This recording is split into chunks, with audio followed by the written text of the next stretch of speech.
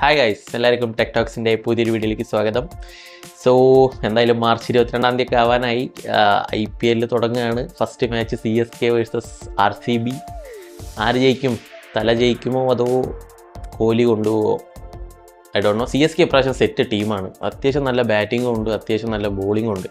RCBയുടെ കാര്യം പറയുകയാണെന്നുണ്ടെങ്കിൽ ബാറ്റിങ് സീനാണ്, പക്ഷേ ബോളിങ് കുറച്ച് ശ്രദ്ധിക്കേണ്ടതുണ്ട്. ഞാനൊരു മുംബൈ ഇന്ത്യൻസ് ആരാധകനാണ്. സോ 22-ാം തീയതി ആര് തോറ്റാലും ആര് ജയിച്ചാലും ഞങ്ങളെ സംബന്ധിച്ചിടത്തോളം ചാകരയാണ്. അതോടൊക്കെ നമുക്ക് എന്തായാലും ഇന്നത്തെ വീഡിയോയിലേക്ക് കിടക്കാം. ഇന്നത്തെ വീഡിയോയിൽ നമ്മൾ റിയൽമി നാർസോ 70 Pro എന്ന് പറഞ്ഞിട്ടുള്ള സ്മാർട്ട് ഫോണിനെ പറ്റി ഡിസ്കസ് ചെയ്യാണ്. ഇന്നായിരുന്നു ലോഞ്ച്. സോ ഒട്ടും തന്നെ സമയം കളയാതെ നമുക്ക് വീഡിയോയിൽ കിടക്കാം.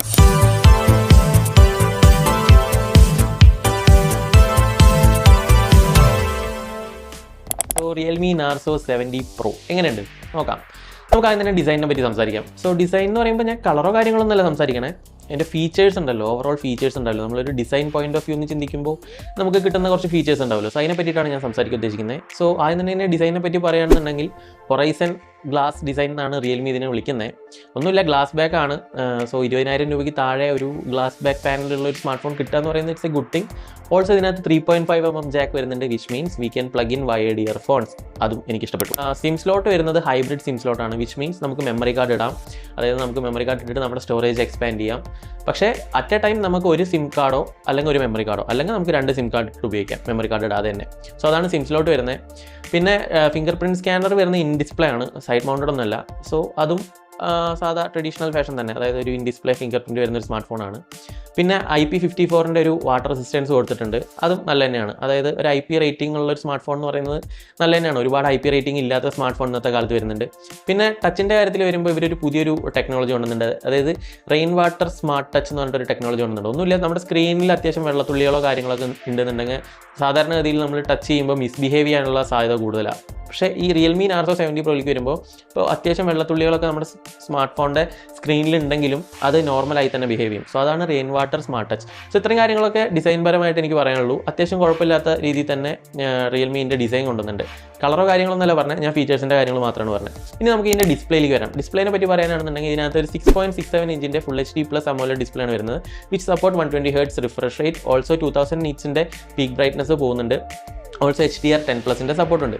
ഒരു ട്രഡീഷണൽ ബഡ്ജറ്റ് ഡിസ്പ്ലേ, അതായത് ഒരു 20K ഒക്കെ വരുന്ന എല്ലാ ഫോണിലും കണ്ടുവരുന്ന ഒരു സാധാ ഡിസ്പ്ലേ. പിന്നെ 92% മുകളിൽ സ്ക്രീൻ ടു ബോഡി റേഷ്യോ വരുന്നുണ്ട്. സോ അത്രയൊക്കെയാണ് ഡിസ്പ്ലേനെ പറ്റി പറയാനുള്ളത്. ഇനി നമുക്ക് ഇതിൻ്റെ പെർഫോമൻസിലേക്ക് വരാം. പെർഫോമൻസ് ആണ് ഒരുപാട് ആൾക്കാർ നോക്കുന്നത് ഫോൺ വാങ്ങാൻ. സോ നമുക്ക് അതിൻ്റെ പെർഫോമൻസിലേക്ക് വരാം. പെർഫോമൻസിലേക്ക് വരുമ്പോൾ ഈ സ്മാർട്ട് ഫോണിനകത്തുള്ള പ്രൊസസ്സർ എന്ന് പറയുന്നത് MediaTekൻ്റെ Dimensity 7050 എന്ന് പറഞ്ഞിട്ടുള്ള ഒരു പ്രൊസസ്സറാണ്, which is a 6nm chipset. RAM വരുന്നത് 8GB റാമാണ്, 128GB റോം വരുന്നുണ്ട്. അതുപോലെ സ്റ്റോറേജ് ടൈപ്പ് വരുന്നത് UFS 3.1 ആണ്. 3.1 എന്ന് പറയുമ്പോൾ അതൊരു പോസിറ്റീവ് ആയിട്ടുള്ള കാര്യം. അതായത് ഈ ഒരു പ്രൈസ് സെഗ്മെന്റിൽ വരുന്ന മിക്ക ഫോണുകളിലും വരുന്ന സ്റ്റോറേജ് ടൈപ്പ് UFS 2.2 ആണ്, ഇൻക്ലൂഡിംഗ് നത്തിങ് ഫോൺ 2A. അങ്ങനെ നോക്കുമ്പോൾ ഈ സ്മാർട്ട് ഫോണിനകത്ത് 3.1 വരുന്നുണ്ട്, which is a very good thing.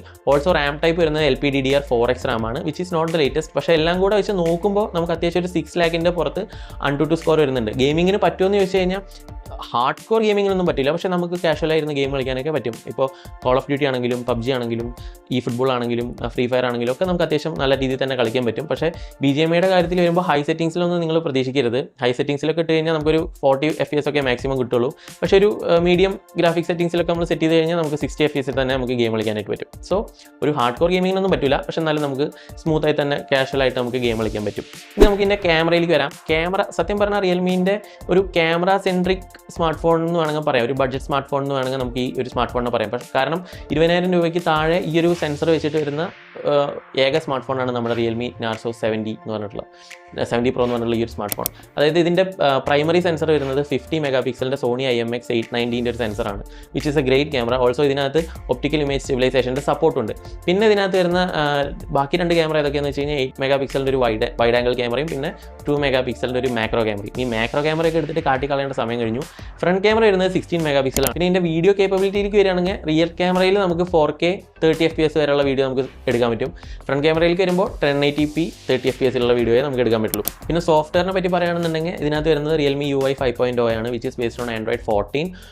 Also ഇതിനകത്ത് ബ്ലോട്ട്വൈസിൻ്റെ കാര്യം നമ്മൾ സംസാരിക്കുകയാണെന്നുണ്ടെങ്കിൽ റിയൽമി പ്രാവശ്യം നല്ലൊരു കാര്യം ചെയ്തിട്ടുണ്ട്. ബ്ലോട്ട്വൈസിൻ്റെ എണ്ണത്തിൽ വലിയ രീതിയിലുള്ള ഒരു കുറവ് വരുത്തിയിട്ടുണ്ട്. സാധാരണ രീതിയിൽ റിയൽമി സ്മാർട്ട് ഫോണിൽ കണ്ടുവരുന്ന ബ്ലോട്ട്വൈസിൻ്റെ അത്ര ശല്യം നമുക്ക് ഈ ഒരു സ്മാർട്ട് ഫോൺ നമുക്ക് കിട്ടില്ല, which is A refined software experience which is good in my personal opinion. പിന്നെ തീരെ ബ്ലോട്ട് വെയേഴ്സ് ഇല്ലാത്ത സ്മാർട്ട് ഫോൺസും ഉണ്ട് ഈ പ്രൈസ് കാറ്റഗറിയിൽ. ഇപ്പോൾ നമ്മുടെ മോട്ടറോളയുടെ ആണെങ്കിലും അതുപോലെ ഈ പറയുന്ന OnePlusൻ്റെ ആണെങ്കിലും സ്മാർട്ട് ഫോണിലൊന്നും ബ്ലോട്ട് വെയേഴ്സ് എന്ന് പറഞ്ഞുള്ള സംഭവം നമുക്ക് കാണാൻ പറ്റില്ല. എന്തുകൊണ്ട് റിയൽമി പോലെയുള്ള സ്മാർട്ട് ഫോൺസ് ഇപ്പോഴും ബ്ലോട്ട് വെയേഴ്സിനെ ആശ്രയിക്കുന്നു എന്നുള്ളത് ചോദിച്ചതിനായിട്ട് അവിടെ അവശേഷിക്കുന്നുണ്ട്. പിന്നെ പ്രാവശ്യം സോഫ്റ്റ്വെയറിൻ്റെ കാര്യം പറയുമ്പോൾ ഒരു വേറൊരു സംഭവമുണ്ട്, എയർ ജസ്റ്റേഴ്സ്. അതായത് നമുക്ക് ഇപ്പോൾ സ്വൈപ്പ് ചെയ്യാനാണെങ്കിൽ ഇങ്ങനെ ആക്ഷൻ കാണിച്ചാൽ മതി, കൈകൊണ്ട് ടച്ച് ചെയ്യാതെ തന്നെ നമുക്ക് സ്വൈപ്പ് ചെയ്യാൻ പറ്റും. അതുപോലെ തന്നെ ഇപ്പോൾ ടാസ്ക് ബാറിൽ പോയിട്ട് നമുക്ക് വേറെ ആപ്സിലോട്ട് സ്വിച്ച് ചെയ്യാനാണെങ്കിൽ നമുക്ക് ഇങ്ങനെ കൈ ഉണ്ടാക്കിയാൽ മതി. സോ അങ്ങനെ ഒരു സെറ്റപ്പും ഈ സ്മാർട്ട് ഫോണിൽ വന്നിട്ടുണ്ട്, എയർ ജസ്റ്റേഴ്സ്. അതൊരു പുതിയ കാര്യമൊന്നുമല്ല, ഇപ്പോൾ OnePlusൻ്റെയൊക്കെ സ്മാർട്ട് ഫോൺസിൽ പണ്ട് മുതലേ തന്നെ ഉണ്ട്. സോ എന്തായാലും ഈ ഒരു പ്രൈസ് കാറ്റഗറിയിലേക്ക് വരുമ്പോൾ റിയൽമി അത് കൊണ്ടുവന്നിട്ടുള്ള എന്തായാലും നന്നായി.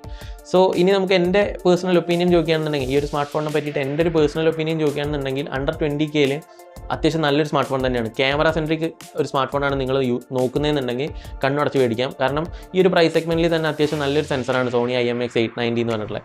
പിന്നെ ഇതിൻ്റെ ഒരു കോമ്പറ്റീറ്റർ ഏതാണെന്ന് ചോദിച്ചു കഴിഞ്ഞാൽ IQ Z9 എന്ന് പറയേണ്ടി വരും. IQ Z9ൻ്റെ ഒരു ഡീമെറിറ്റ് എന്ന് പറഞ്ഞു കഴിഞ്ഞാൽ ക്യാമറ ഈ പറയുന്ന പോലെ സോണി IMX882 ആണ്. അതുപോലെ തന്നെ പ്രൊസസ്സർ, പക്ഷേ പെർഫോമൻസ് കുറച്ചും കൂടെ നല്ലത് എന്തായാലും IQ Z9 ആയിരിക്കും. കാരണം അത് 4 നാനോമീറ്റർ ചിപ്സെറ്റാണ് യൂസ് ചെയ്യുന്നത്. മീഡിയാടെക്കിൻ്റെ 7200 എന്ന് പറഞ്ഞുള്ള ചിപ്സെറ്റാണ് ഉപയോഗിക്കുന്നത്, നമ്മുടെ നത്തിങ് ഫോൺ 2 ഉള്ള. ഇതിൽ 6 നാനോമീറ്റർ ചിപ്സെറ്റാണ് മീഡിയാടെക് ഡിമെൻസിറ്റി 7050.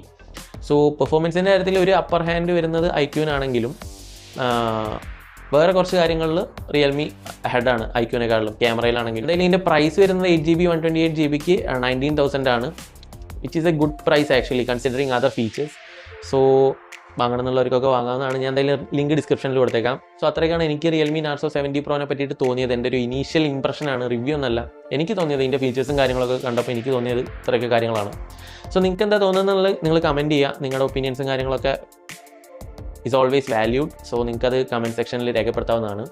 ഓൾസോ നിങ്ങൾ ഈ ചാനൽ ആദ്യമായിട്ടാണ് കാണുന്നുണ്ടെങ്കിൽ ജസ്റ്റ് സബ്സ്ക്രൈബ് ചെയ്യുക. We are on our road to 3.6K subscribers. So subscribe ചെയ്യുക ഗൈസ്. സോ അത്രയൊക്കെയാണ് ഇന്നത്തെ വീഡിയോയിൽ എനിക്ക് പറയാനുള്ളൂ. അടുത്തൊരു വീഡിയോയിൽ കാണുമ്പോഴേക്കും it's me Ishu signing off. Bye friends.